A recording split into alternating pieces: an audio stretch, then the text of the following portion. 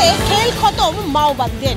রাজ্যসভায় দাঁড়িয়ে কড়া হুঁশিয়ারি দিয়েছেন অমিত শাহ, দেশ থেকেই মুছে যাবে এই মাওবাদীদের নাম।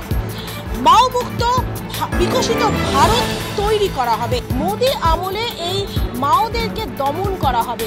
সেক্ষেত্রে মাওবাদীরা এই অমিত শাহের হুঁশিয়ারিতে কোনো রকম ভাবে কি ভয় পেয়েছে, ঘরে লুকিয়ে পড়েছে, সেই প্রশ্ন যেরকম একদিকে উঠছে, কিন্তু তারই সঙ্গে রাজ্যসভায় যেভাবে হুঁশিয়ারি দিয়েছেন, হুঙ্কার দিয়েছেন অমিত শাহ যে এই একটা বছরের মধ্যে মাওবাদীদেরকে দমন করা হবে, তাদের খেল খতম করে দেওয়া হবে।